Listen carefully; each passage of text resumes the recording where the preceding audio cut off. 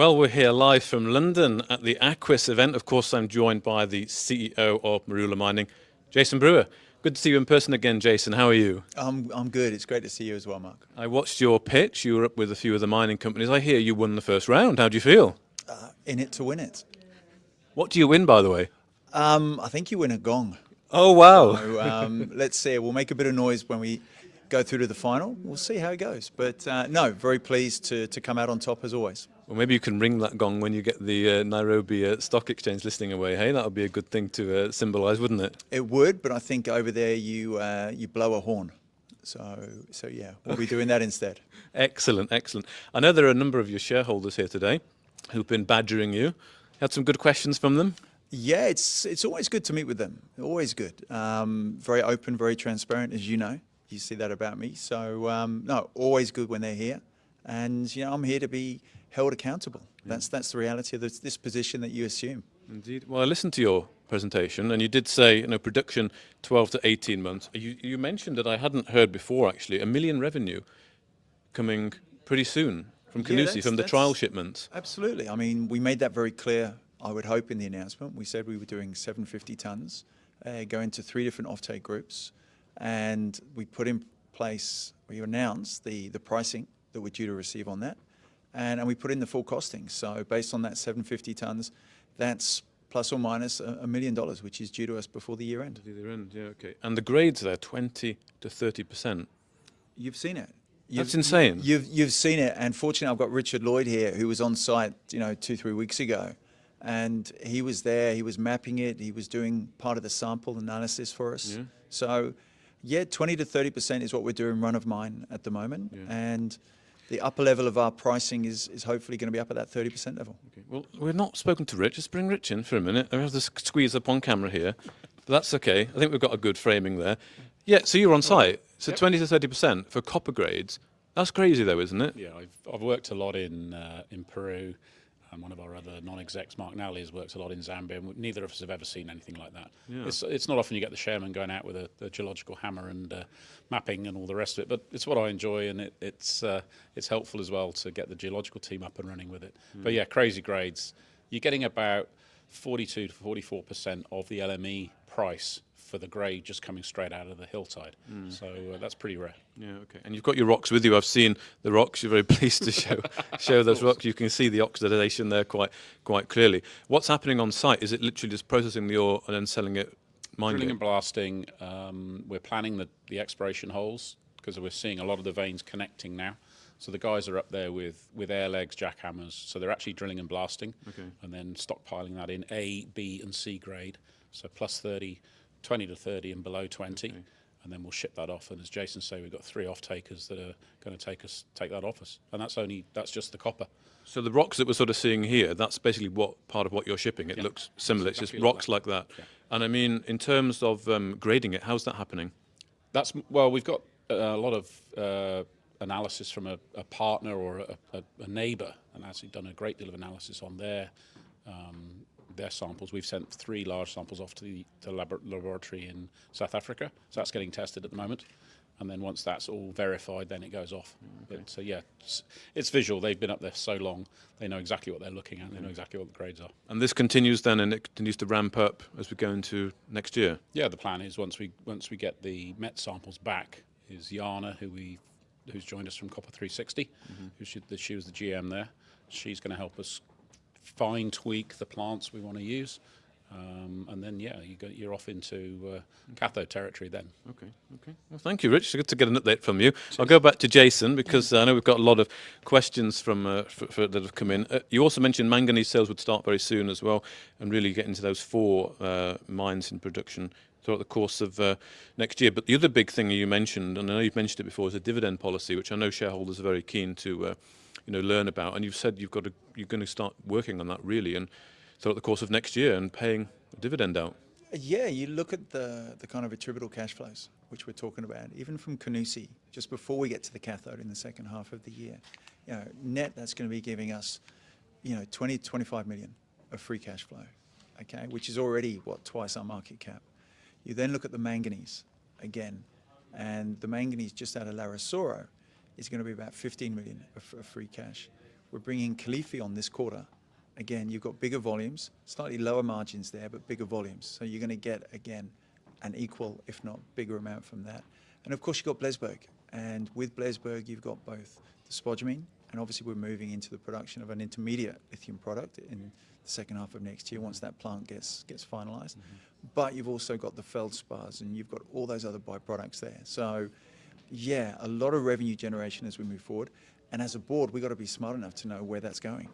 Yes, we've got a lot of growth within the company, but to differentiate us from other junior companies, we've got to move to being a dividend-paying company as quickly as possible. It's not a gimmick; it's reality. And for me, as a major shareholder, I want that. Yeah. I clearly want that.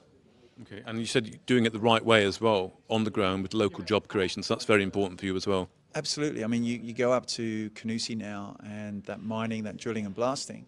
You've got between 30 and 50 people working there now.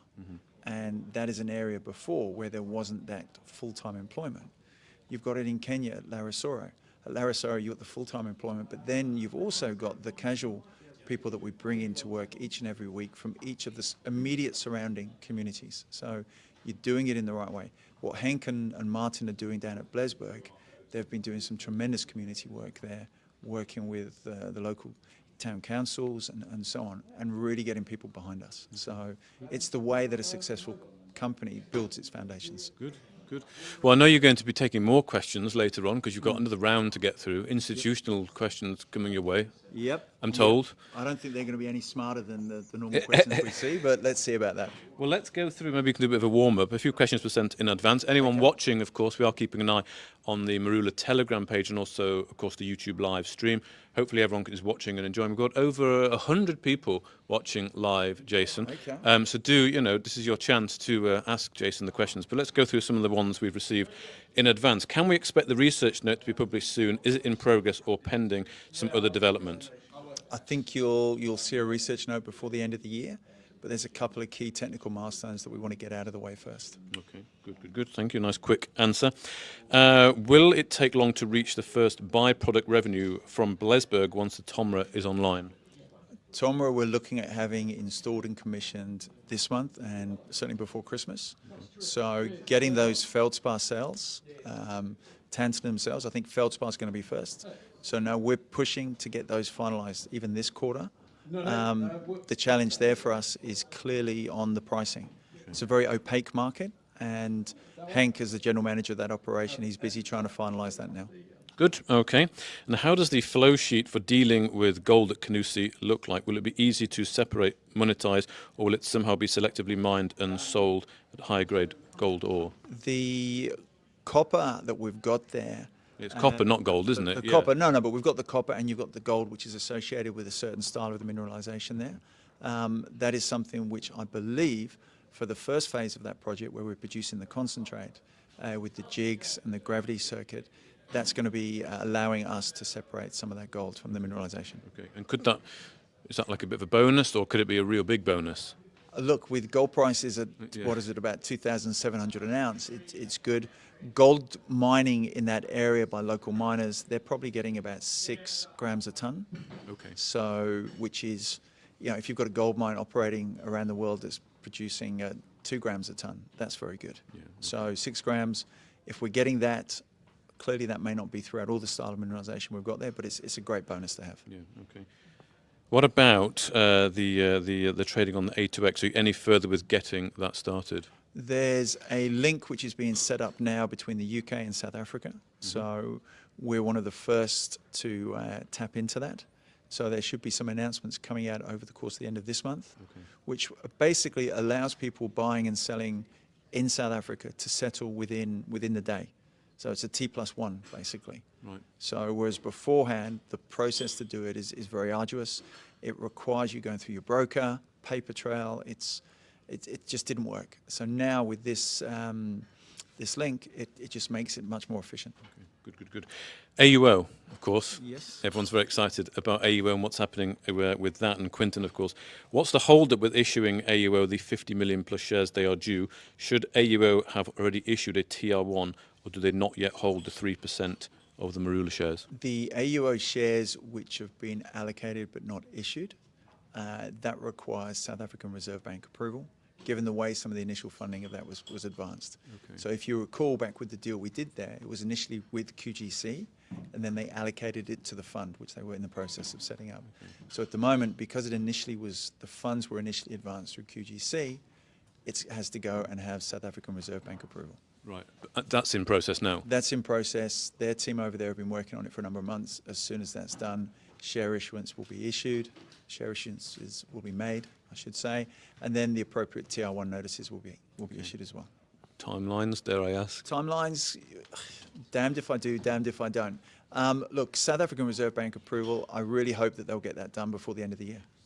Okay. I'm not in control of any of it. That's for their admin team, their lawyers to finalise. Okay, okay. Well, hopefully it comes out. I know I've been speaking to Quinton a little bit on some certain things, and I can say from what I've seen and talking to Quinton that there's some serious backing behind that fund, and of course everything that's involved with not just Marula but Neo, of course, as well, and the other projects in the portfolio, and access to non-dilutive funding. Absolutely. I mean, how could that look in terms of non-dilutive funding? For Marula, the way that looks is against our projects. So looking at the manganese operation, we're going to be exporting, and the great benefit of something like KUSI, it's an established plant. Literally we've just got to switch it on. We've actually got to do some small modifications. Process engineer was up there on Saturday. His report's due today. We make those modifications. We've got a product of significant volume that we can get into the market very quickly. So from a non-dilutive funding point of view, getting an off-take related funding, a prepayment on that material, securing the priority on that material, that's something we're clearly looking at. Okay, because the Neo is underwritten by the gold, isn't it? I think on. Yeah, looking at that. Sorry, I thought we were talking Marula. Yeah, but No. I mean, with AUO there, I mean, we've been working very hard with AUO, and I must stress as well with multiple other parties. You've got an established resource there at Neo, at Besa. You've got an ability to deliver both gold ounces and uranium pounds into the market very quickly. Arguably quicker than any other developing uranium company globally at the moment. So for us, getting something against the gold, and I know that's something which I'm actually working with Richard on as well here, given his experience in financial markets. The gold is very easy. For us to secure a $25 million prepayment, streaming, royalty deal, that's only 10,000 ounces. Okay, we've got 4.17 million ounces currently in our gold portfolio in Neo. That's going to increase to close to 5.5 million ounces. So giving up 10,000 ounces to secure a $25 million credit line it's a no-brainer. Okay, okay. And just on the funds, just so we're absolutely clear that the funds coming through from AUO down to Marula, with it being non-dilutive, do AUO take shares in Marula at the time they deploy the funds? And would that mean issuance of more shares? But you're basically saying that it's based on performance, so the dilutive effect is mitigated. Yeah, look, the transaction we did initially with AUO, with QGC for Marula, was done, it was getting close to almost 2 years ago. I think it was 2 years ago when we started talking with them. And under that, there was a series of tranches of fundings going towards different milestones which we met in Tanzania, in South Africa, etc. In parallel with that as well, through the fund, we've also looked at other funding with them, as you know, from Marula. Funding to come into the copper to build the heap leaching plant, to go into Marula to fund the lithium carbonate plant, lithium sulfate plant. We've moved away at Blesberg because we've actually been approached by the end user that's approached us on the funding and the construction and the development of that lithium sulfate plant. So, yeah, as and when the AUO funding comes in, again, it's all milestone linked, and in the true sense of dilutive, would more shares be issued against the existing tranche? Yes, they would. Is it dilutive in that it's not adding significant value over and above?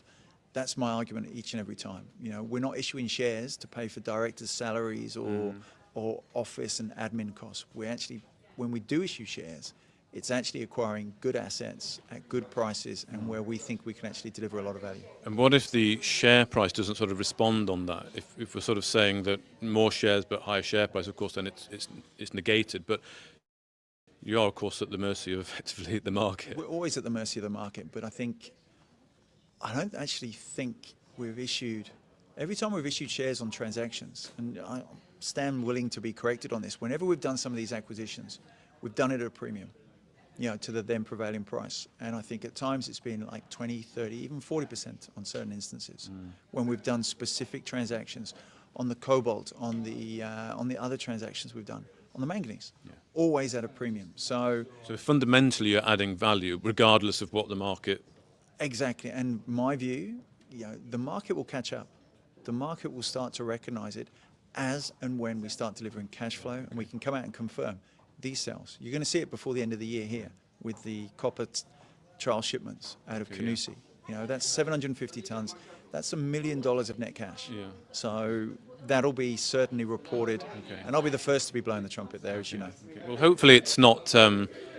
Hopefully the bottom is perhaps nearly in on the markets here. And I know someone asked a question. They'd like your opinion on Trump, effectively, like to what degree perhaps Trump will affect the markets or trading, etc. And also, I think you're getting slightly further away from me every time, so you can come a little bit closer. I can get closer to you. We can become. People accuse us of being too close. You've got to be objective now in some of your questions. Physically or emotionally? Oh, we don't know. Emotionally, we've been through this roller coaster. There's no question. Trump. Look, I think the market's already spoken, hasn't it? So I don't think I can add any more to that. I love watching politics, and I think we've got 4 more years of fun and games in American politics. And from a commodities point of view, I think it's great.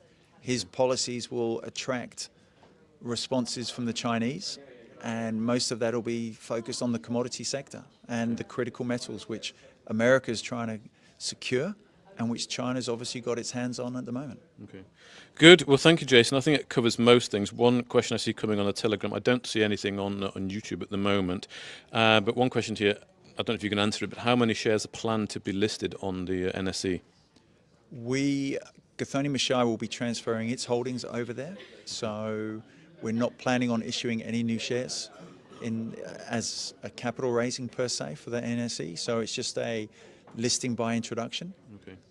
But as part of that deal, we will be moving through GMI, our shareholding, which is currently held through Morgan Stanley.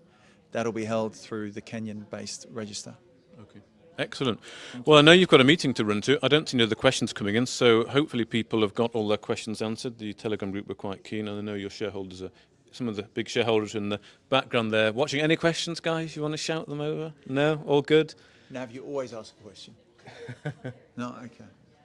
Well, I'm sure there's a lot to talk about for year end, of course, with KUSI and the revenue starting to come in. And well, thank you very much, Jason. And hopefully the next time I see you in person, we'll actually be out in Kenya, in South Africa, at the Indaba, and we'll go and look at the project. Absolutely. Look, Mark, you're invited over there. We've got lots to show in East Africa. And I think timing something on both the manganese operations and on the copper will be very important for all to see firsthand. Well, thank you for your time. Good luck with the rest of the pitch. I hope you do win that gong. I don't know if it's a big one or the small one there, because you might have a job getting the big one on the aircraft, but I'm sure you'll work it out. We'll work it out. Jason Brewer, thank you very much for your time. Cheers, Mark. Thank you. Okay.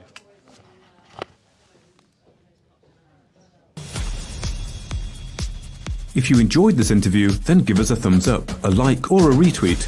Subscribe to us on YouTube or follow us on Twitter and hit that notification bell to be the first to know when we release new content. There's loads of great content on our website too, across all our programs at stopboxmedia.com. Thank you for watching.